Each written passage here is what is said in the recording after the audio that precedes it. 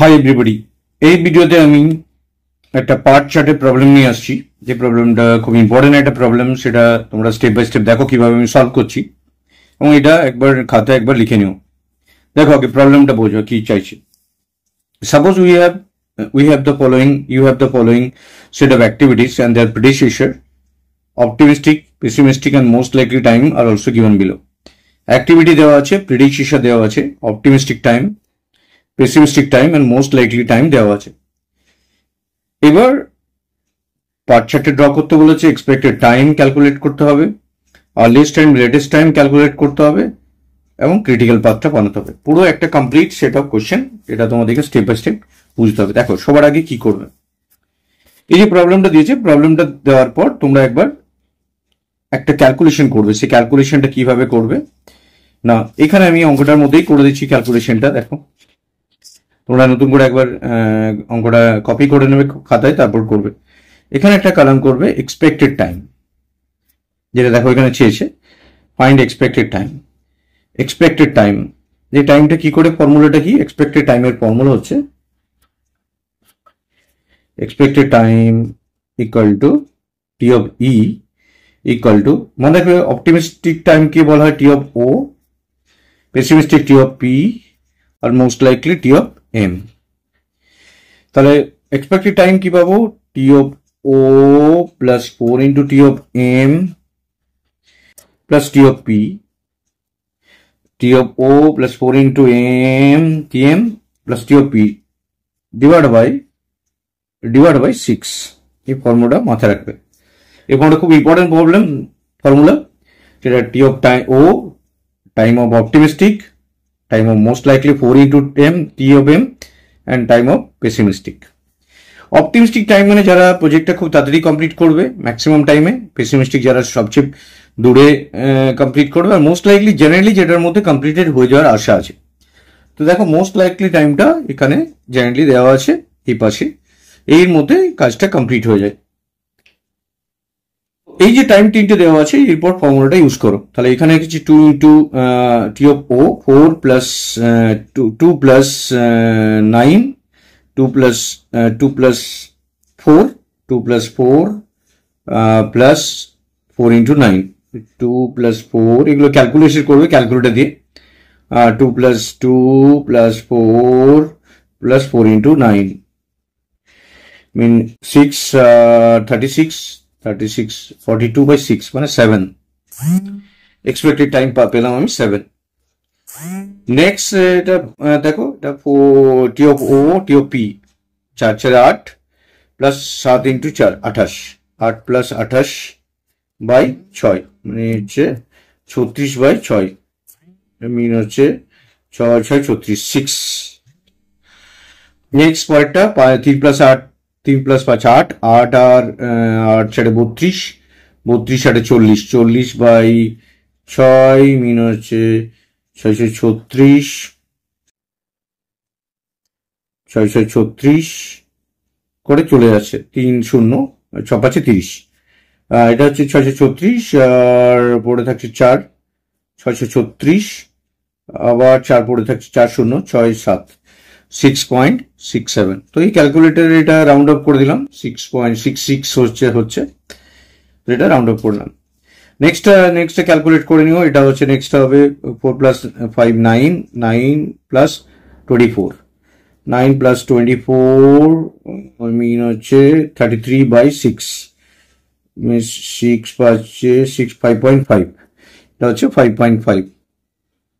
Next তার পাশে 9 9 9 plus 28, 37 by 6, 37 by 6 মিন হচ্ছে 6 6 36, 1 0 1 0 6 কে 6 4, 6.16। নেক্সট হচ্ছে 10 10 আর 8 32, 42 মিনিটের 7, 42 বাই 6 7, 4 থেকে 7, 7 আর 8 32, 39, 39 বাই 6, 39 বাই 6, 6 36, 300 6.5। তো এইভাবে আমরা প্রত্যেকটি টাইম আগে ক্যালকুলেট করে নিলাম।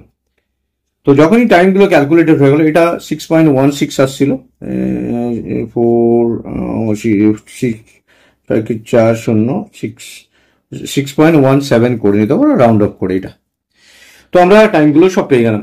এটা হচ্ছে এক্সপেক্টেড টাইমের ফার্স্ট যে প্রবলেমটা দিয়েছে, ফাইন্ড দ্য এক্সপেক্টেড টাইম, সেটা আমি পেয়ে গেলাম। এবার দেখো এই এক্সপেক্টেড টাইমটা দিয়েই কিন্তু অঙ্কটা কমপ্লিটেড হবে। এবার স্টেপ বাই স্টেপ দেখো কিভাবে এগোচ্ছি আমি। ফার্স্টেই হবে draw the PERT chart. Now the PERT chart is, PERT চার্টটাকে বানাবো। পার্ট চার্ট বানাবার জন্য তোমাদেরকে যেটা করতে হবে সেটা হচ্ছে অ্যাক্টিভিটি আর প্রেডিসেসর গুলো নিয়ে ভাবতে হবে। দেখো যে অ্যাক্টিভিটি গুলো প্রেডিসেসরে ব্ল্যাঙ্ক আছে সেগুলো হচ্ছে স্টার্টিং থেকে তাদের ফার্স্ট এ বেরোবে, যেহেতু আগে কেউ নেই, অ্যান্ড বি বেরোবে যেটার আগে কেউ নেই। তার মানে এর এক্সপেক্টেড টাইম 7 বেরিয়েছিল, 6 প্লাস 36 আর 7, বি এরটা বেরিয়েছিল 6। তাহলে এটা প্রথমে এ আর বি এরটা বানিয়ে নিলে, এ আর বি হচ্ছে স্টার্টিং থেকে এদেরকে হলো এটা স্টার্ট। এরপরে দেখো, এরপরে সি এর আগে কি আছে, সি এর আগে মানে এ যেখানে ছেড়েছে সেখান থেকে সিটা স্টার্ট হবে। সি এর এক্সপেক্টেড টাইম কত, 6.67। সি ডিটাও স্টার্ট হচ্ছে, ডিটা স্টার্ট হচ্ছে এ যেখানে ছেড়েছে সেখান থেকে, তাহলে ডিটাও এখানে 5.5 ডিউরেশন 5.5 ডিটা। ইয়ের ক্ষেত্রে দেখো ই বি সি যেখানে মিশেছে সেখান থেকে ই স্টার্ট হয়েছে, তার মানে ছবিটা এখান থেকে আবার নতুন করে বানাতে হবে। তাহলে যখনই তোমরা পেন দিয়ে প্রবলেমটা সলভ করবে ডেফিনেটলি তাহলে ছবিটা রিড্র করতে হবে।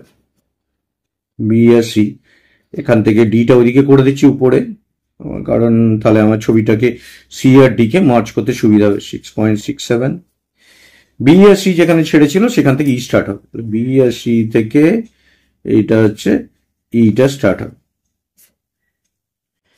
ই হচ্ছে 6.17। এইবার এফ এর আগে ডি আছে, মানে ডি যেখানে ছেড়েছিল সেখান থেকে এফ স্টার্ট হবে। এফটা ডি এর আগে, তেমন এফ এর কত 7 লাগছে। এগুলো ডেজ বা উইক, কোনো ইউনিট দেওয়া নেই, তো যে কোনো একটা ডেজ বা উইক হিসেবে ধরে নিতে পারো। এবার জি স্টার্ট হচ্ছে ই এর আগে, ই যেখানে ছেড়েছে ই এর মানে জি এর আগে ই আছে, তাই ইটা হচ্ছে জিটা হচ্ছে 6.5। এবং এই দুটো ফাইনালি আমি একটা জায়গায় মার্চ করে দিলাম, তাহলে আমার কমপ্লিট ছবিটা রেডি হয়ে গেল। কারণ এইটা ফার্স্ট ফিনিশ, এরপর আর কোনো স্টেট নেই, তো এটা ফিনিশ স্টেট। এটা হচ্ছে পার্ট চার্টটা রেডি হয়ে গেল। পার্ট চার্টের যে ডায়াগ্রামটা আমি এখানে কমপ্লিট করলাম। এবার তোমরা এখানে প্রত্যেকটা টাইম ক্যালকুলেট করে নেবে, আর্লিয়েস্ট টাইম, লেটেস্ট টাইম। তো প্রত্যেকটার জন্য একটা করে বক্স আর রেক্টেঙ্গেল বানিয়ে নাও, বানিয়ে নিলাম। প্রত্যেকটার জন্য টাইম বানিয়ে নিলাম। এটা ইনিশিয়ালি 0 থেকে স্টার্ট হয়, এখানেও এটা 0 হবে সবসময়। এবার এদিক থেকে করলে কি হবে, 0 + 7 মানে 7, 7 + 5.5 মিন 12.5, 12.5 + 7 মানে 19.5।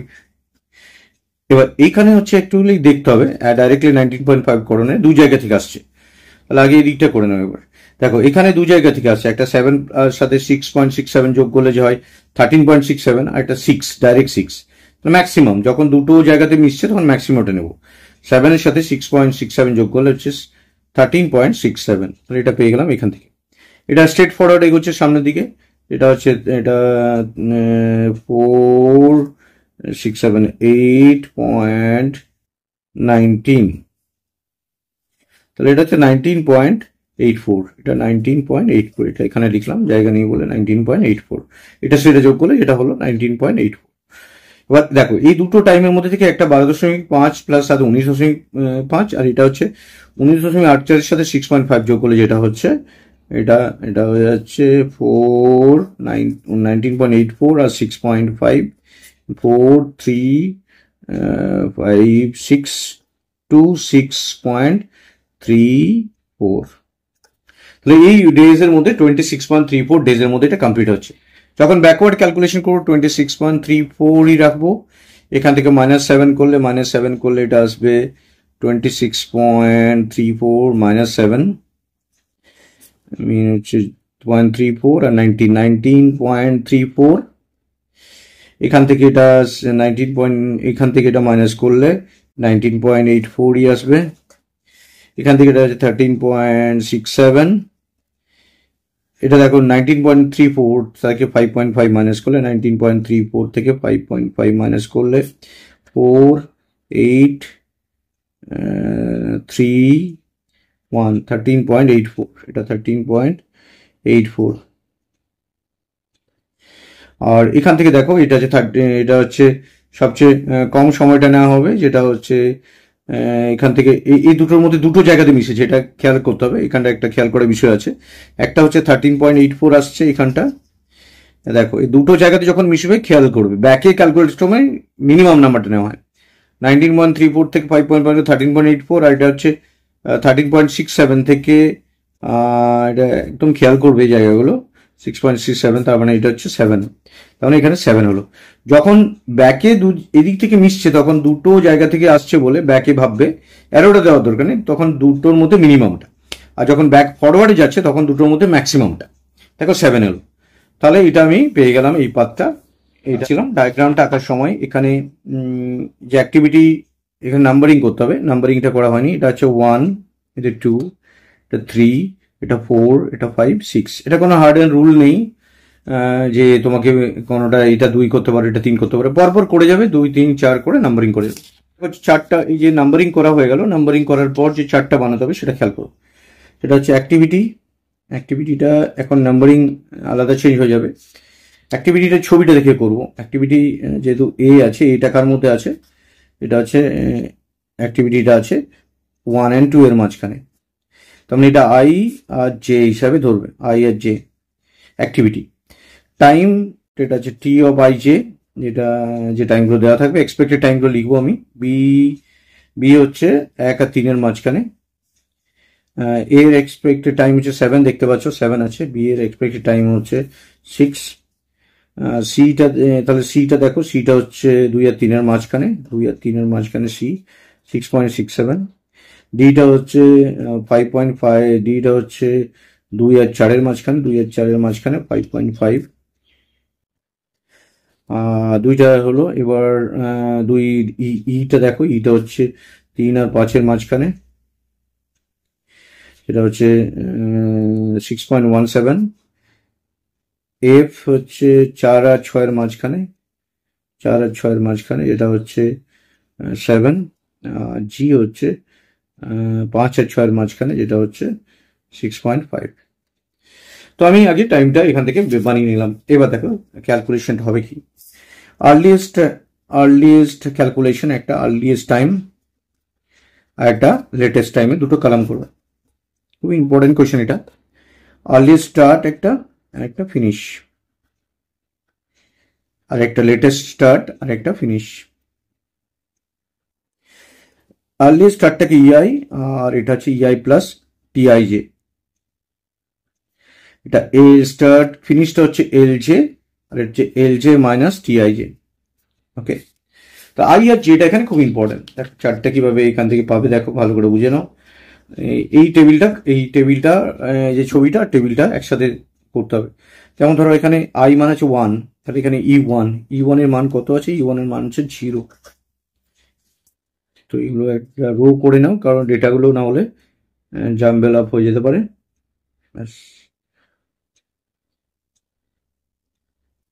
তো এটা হচ্ছে 1 আর 2 এর মধ্যে ই1 হচ্ছে 0। এবার এর সাথে 7 যোগ করো, তাহলে এটা ফিনিশটা পেয়ে যাবে, টাইমটা। সেমনি এখানেও 1 আছে, দেখো এই আই বলতেই এই কলামটা যে মানগুলো আছে সেগুলো হচ্ছে আই। আবার ই1 এখানে 0, বি এর আর্লি স্টার্ট হচ্ছে 0, এর সাথে 6 যোগ করে দাও, এটা হচ্ছে ই2 টাইমটা কত? এখানে 7, বক্সের গুলো ই এর মানগুলো, তার সাথে 6 পয়েন্ট, তাহলে এটা হবে 6.67, 13.67। এদিক থেকে এবার এটা 2 আছে, তার মানে 7, ই2 মান তো অলরেডি 7 জানি, এখানে নিচে বক্সে, তার সাথে এটা হচ্ছে 12.5। ই3 মান কত আছে? ই3 মান হচ্ছে, দেখো ই3 মান 13.67, তার সাথে 6.17 যোগ করলে পাচ্ছি 19.84। ই4 এর মান কত আছে? ই4 এর মান দেখো হচ্ছে 12.5 আছে। এই ছবিটা দেখে এটা কমপ্লিট করবে, তার সাথে 7 যোগ করবে 19.5। এখানে দেখো এটা এই দেখো এই নাম্বারগুলো হচ্ছে আই, মানে এখানে যা পাচ্ছি সেই অনুযায়ী এখানে বক্সের মানগুলো, যেমন এটা E1, এটা E2, এটা E3, এটা E4, এটা E5, E6 এইভাবে বসাচ্ছি। দেখো এটা E5 মানে আমরা দেখো এখানে E5 এর মান হচ্ছে 19.84, তাহলে এটা 19.84 বসিয়ে দিলাম। তার সাথে 6.5 যোগ করলে যেটা হবে 26.34। তাহলে আর্লিয়েস্ট টাইমগুলো পেয়ে গেলাম। এবার লেটেস্ট টাইম দেখো এলজে মানে এদিকেরটা L2 আমি কি করে পাবো? L2 মানে হচ্ছে এই উপরে মানটা L2 মানে 7। এবার L3 মানে হচ্ছে দেখো L3 উপরে মানটা 13.67। এই যারা এই ডায়াগ্রামটা বানিয়ে নেবে তারপর টেবিলটা ইজিলি হয়ে যাবে। আবার পরেরটা L3 13.67, তারপরে L4 দেখো এখানে আছে উপরে আছে 19.34। L5 দেখো উপরে আছে 19.84। তারপরে দেখো L6 কত আছে? L6 হচ্ছে 26.34। তারপরটাও L6 মানে এগুলো হচ্ছে J মানে 26.34। এবার প্রত্যেকটার সাথে মাইনাস করে দাও টাইমটা, তাহলে 7 এর সাথে টাইমটা মাইনাস করলে 0 হয়ে যাচ্ছে। এটা 13.67 এর সাথে 6 মাইনাস করলে কত পাচ্ছ? দেখো 13.67 এর সাথে 6 মাইনাস করছি, 67, এটা হচ্ছে 7.67। 13.67 এর সাথে 6 এটা 7 আসছে, মাইনাস করলে এটা 19.34। তার সাথে 5.5 মাইনাস করে দাও, 5, এটা হচ্ছে 8, এটা হচ্ছে 3, 13.85। তারপরে এটার সাথে 9 এটা বিয়োগ করলে কত দেখো, এটা হচ্ছে 13.67। এটার সাথে এটা বিয়োগ করলে 19.34। এটার সাথে 6.5 করলে এটা হচ্ছে 26.34 এর সাথে 6.5 মাইনাস করলে আমরা পাচ্ছি 19.84। দেখো এই টেবিলটা আমরা পেয়ে গেলাম। এবার ক্রিটিক্যাল পাথটা কি করে ক্যালকুলেট করবো? ক্রিটিক্যাল পাথ অলরেডি আমরা ক্যালকুলেট করেছিলাম টেবিলটা দেখে। এবার এই ছবিটা থেকেই পেয়ে যাবো ক্রিটিক্যাল পাথ, যেখানে আর্লিয়েস্ট টাইম লেটেস্ট টাইমের মানগুলো সেম। এখানে দেখো এটা সেম আছে, এই পাথটা দিয়ে 7, এটা দিয়ে যাবে, এটা দিয়ে সেম আছে এই পাথটা দিয়ে। নেক্সট 19.84 এর সমান আছে, এটা সমান আছে, তার মানে এই দিকের পাথটা ক্রিটিক্যাল পাথ। তাহলে ক্রিটিক্যাল পাথটা কি পাচ্ছি দেখো, ক্রিটিক্যাল পাথ ইকুয়াল টু 1 2 2 3 3 5 আর 5 6। টোটাল ডিউরেশন যদি যোগ করে নাও দেখো সেম আছে কিনা দেখো, 7 প্লাস দেখো 1 2 এর মাঝে টাইম হচ্ছে 7, 2 3 এর মধ্যে 6.67, 3 5 এর মধ্যে 6.17, 5 6 এর মধ্যে 6.5। তার মানে এটা হয়ে যাচ্ছে দেখো 7 প্লাস 6.67 প্লাস 6.17 6.5, 4 7 3, এটা হচ্ছে 4 এসছে, 4 3 7 5 12 কে 13, এটা 18 25 26 26.34। দেখো এটা মিলে গেছে লাস্ট টাইমের সাথে 26.34।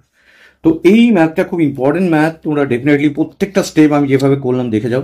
দেখো আমি একবার রিক্যাপ করে দিচ্ছি কি হলো প্রবলেমটা। প্রথমে এই কোয়েশ্চেনটা দিয়েছিল, তারপর এখান থেকে ফার্স্ট যেটা করতে হলো এক্সপেক্টেড টাইমটা। এটা এবার কোয়েশ্চেনটা কপি করে নিই, এক্সপেক্টেড টাইমটা ফর্মুলাটা মনে রাখবে। Expected time T of O plus 4 into T of M plus T of P. T of O মানে optimistic time, 4 into T M most likely, T of P হচ্ছে পেসিমিস্টিক টাইম, ডিভাইড বাই 6। তো এটা দশমিক দুটো ঘর রাখো, যদি দশমিক রিপিট করে কোনো ঘর, যেমন এখানে 6 6 6 আসলে 6 7 করে দিচ্ছি, এটাও 6 7 করে দিচ্ছি, 6টা 7 হয়ে গেছে। তাহলে বাকিগুলো ক্যালকুলেট করার পর এবার নেক্সট কাজ হচ্ছে ছবি ড্র করা, পার্ট চার্টটা। তো পার্ট চার্টটা ড্র করতে গিয়ে প্রথমে দেখবো যে কারা কারা স্টার্টিং আছে, এ বি যেমন স্টার্টিং, তারপরে সি এর আগে এ আছে, ডি এর আগে এ আছে, এইভাবে আঁকতে আঁকতে এই কমপ্লিট ডায়াগ্রামটা রেডি হচ্ছে। এটার আঁকতে গিয়ে দেখলাম যে এগোচ্ছে না, তখন নতুন করে আবার ড্র করেছি।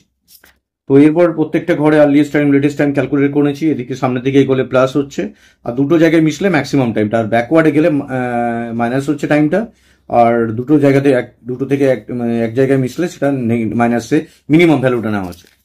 এইভাবে যে ঘরটার মান আর বক্সের মান সেম সেটা হচ্ছে ক্রিটিক্যাল পাথ। টেবিলটা ক্রিয়েট করা খুব ইজি, যেটা আর্লিয়েস্ট টাইম লেটেস্ট টাইমে ক্যালকুলেশন করছি। দেখো অ্যাক্টিভিটিগুলো এখান থেকে পেয়ে যাচ্ছে, ছবিটা যা বানাতে পারবে সব পুরোটাই কমপ্লিট হয়ে যাবে। 1 2 এ বি 1 3, এবার এইভাবে 1 2 তারপরে 1 3 বি, আর এবিসিডি গুলো লিখলে তারপরে 1 2 1 3 এগুলো বসালে, কার মাঝে আছে অ্যাক্টিভিটিগুলো, এগুলো আই আর জে ধরবে। এদিকের গুলো যখন করবে E1 টি আই যেমন টাইমগুলো দেওয়া আছে সব, E1 E1 E2 E3 E4 E5 এদিকের মানগুলো বসালে, E1 দেখো এখানে 0 আছে এই ঘরটার মান, তাই 0 বসে, আবার পরেরটা 1 এসছে তাই E1 এর মানটাই বসিয়েছি। এখানে 2 এসছে, 2 দুবার এসছে পরপর, এখানে যেহেতু এর মাঝে আছে 7 7 2 তে 7 আছে নিচে, এভাবেই সবকটা ক্যালকুলেট করলাম। এলজিআর ক্ষেত্রেও সেরকম, এই ঘরটার মানটা জে, 2 3 4 5 6 6, এগুলো জে এর মান, এটা নেগেটিভ হয়, মাইনাস হয়, আর এটা হচ্ছে এদিক থেকে গেলে পজিটিভ হয়। তো এইভাবে পুরো টেবিলটা কমপ্লিট করলাম। খুব ইম্পর্টেন্ট এটা প্রবলেমটা, তোমরা ডেফিনেটলি কোশ্চেনটা একবার নিজের খাতায় করে নিও, তাহলে ক্লিয়ারলি বুঝতে পারবে। Thank you very much for watching this video, share and subscribe it. Thank you.